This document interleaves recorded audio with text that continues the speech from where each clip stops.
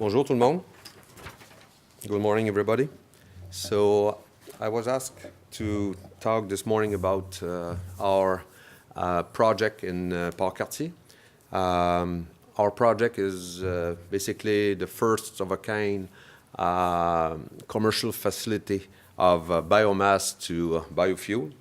So the promoters of the project are Ensign and Arbec.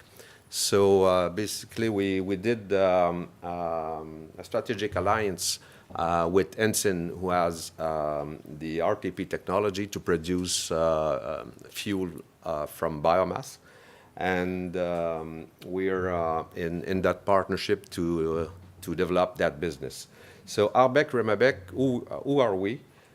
We are the largest integrated private forest company in Quebec, involved in woodlands operation, involved in lumber production, and involved in OSB panel production as well. So in the course of our operation, we generate 2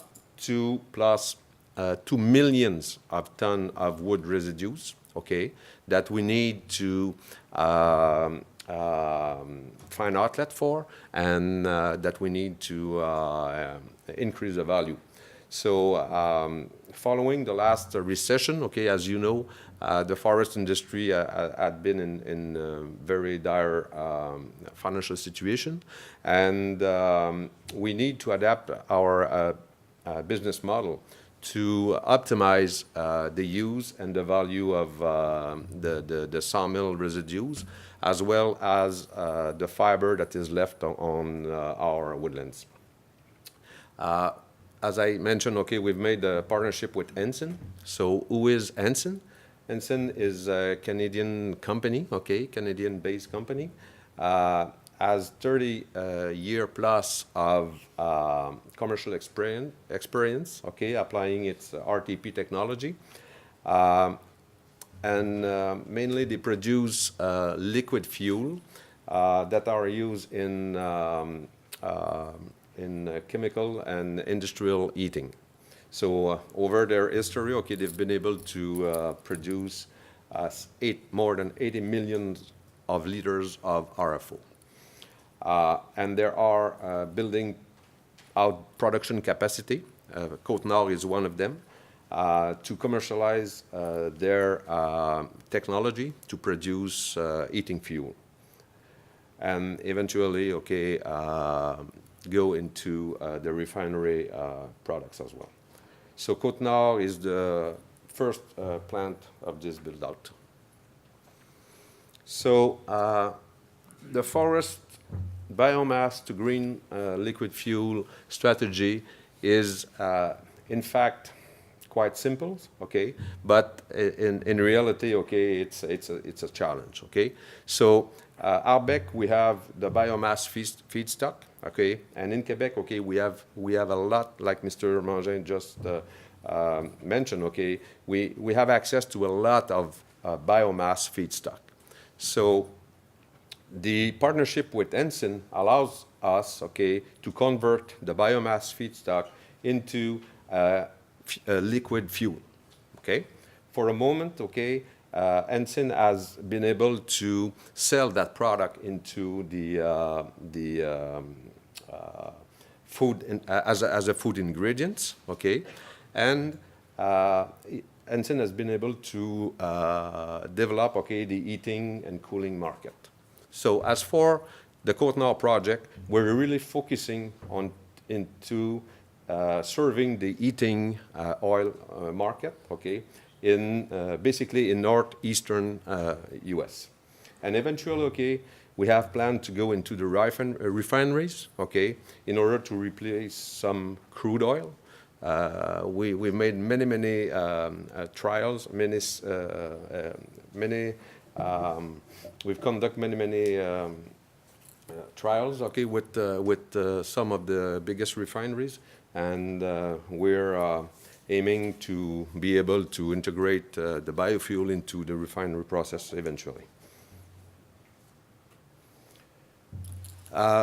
Ensign's facility, okay, they have a pilot plant in Renfrew This plant has 12 million liters capacity per year and is currently delivering products to commercial market, mainly the northeastern U.S. market. So the plant was commissioned in 2006, was upgraded in 2014, and the facility is qualified by the U.S. EPA under the RFS program. So I'm going to explain the RFS program a little later on the presentation. And sales, current sales are generating the D7 RINs, which is basically a way of adding value to the biofuel.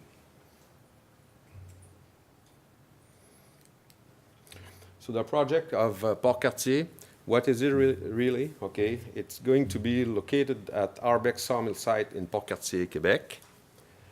The project is fully financed and under construction. We started construction last June. This is going to be a 10 million gallon per year facility. We need 140,000 green tons of feedstocks to as a feedstock. So these 140,000 tons will come from what we call forest slash. So that's wood that is left on the ground in the woodlands, or dead trees. Okay, so basically that's waste. Okay, that is left on the ground. So the project capex is 103 Canadian million, and is partially financed by Sustainable Development Technology Canada, STDC. Part of it financed by IFIT, and part of it financed by Investment Quebec. So it's going to create about 25 jobs, and the commissioning will be in Q4 2017. So as you see, okay, Port-Cartier is located, okay, in northeastern of Quebec, and you would say that it's a long way to get that product into the northeast market, but I guess that's our strategy, okay, is to access the northeastern heating oil market, because there is a huge demand for the product for the moment, okay, and we are supported by the RIN program as well, so we are able to increase the economic value of the product, okay. But the beginning of our business plan, okay, we wanted to use the fiber in Port-Cartier, use the Ensign technology to convert into a fuel, and sell the product to our neighbor, which is the big mining company Arcelor. But like Mr. Mangin mentioned earlier, okay, for the moment, okay, in Quebec, there is no mandatory renewable fuel standards, okay, and the fact that the price of oil have basically collapsed over the last year and so, okay, we have decided, okay, to start a project to go and serve the U.S. market for a moment. But at the end of the day, okay, we hope that our product, okay, will be consumed in Quebec and will serve and will help the province, okay, to reduce its green gas emission. So these are a few pictures of the construction progress. So as I mentioned, okay, we started the construction in beginning of last June, and by this year, okay, we expect that all the buildings will have been erected, and equipment will come in January and so on, so we can commission the mill in Q4 of next year. So what are we going to do with the product? So the product will be sold to heating and refinery customer in the U.S. Northeast. So basically, for the first year of operation, we target the heating and the cooling market. and the large commercial and institutional user, like the hospitals, the district heating centers, universities, okay? So these are our customers, okay? And there is a huge market, okay, to be served. And for a moment, okay, as I mentioned, okay, Port-Cartier is going to produce 10 million gallons, but if we were to serve the heating oil in northeastern market, okay, we would need like 4, 5, 6, 7 plants like Port-Cartier. So there's a huge market out there, okay, and that market is supported by the RIN system, okay, and that creates the business model, okay, we need to start the Port-Cartier plant. So as I mentioned, okay, the facility will be qualified by the US EPA under the RFS program, so to make sure, okay, we can generate the RINs value. And on a yearly basis, okay, the biofuel produced by Port-Cartier will generate 70,000 tons of a reduction of GHG.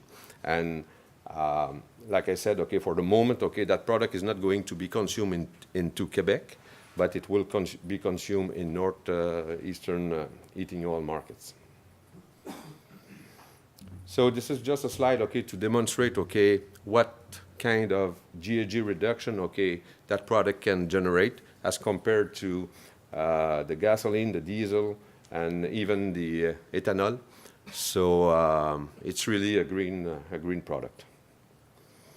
So if we look at the future, we think, okay, that project, okay, is going to be the first of several other projects. And we already have a joint development agreement with Ensign to develop many other projects. So one of the questions, okay, we are asked very often, so what is the contribution to that project to the province GHG reduction objective? So as I mentioned, okay, because today, okay, there is no mandatory renewable fuel standard in Quebec, and because, okay, there is no sufficient and no competitive framework like the RIN program in the United States, okay, for the moment, okay, we cannot contribute to the effort of the reduction of the province. And this is an irony, okay, because right across the street in Port-Cartier, we have ArcelorMittal, okay? ArcelorMittal is a big mining company, used, I would say, 100 million liters per year, okay? And Arcelor can consume all the production of our plant in Port-Cartier. And in fact, we would, if we were to displace all the fossil fuel consumption of Arcelor, we would need like 4 mills like Port-Cartier. But for the moment, okay, and that's the irony of the project. We will go and sell the product into the northeastern market, okay, where my neighbor needs a product, okay, is looking to find an alternative product to the fuel, okay, but for the moment, okay, there's no regulatory system sufficient to support the sale of our fuel to Arcelor. And because this is a brand new plant, this is the first commercial plant in Canada, okay, we needed to make sure, okay, that we're not